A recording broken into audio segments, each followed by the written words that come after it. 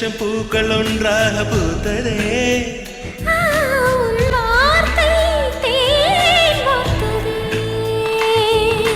மௌனம் பேசியதே, குளிர் தென்றல் வீசியதே. ஏழை தேடிய ராணி நீ என்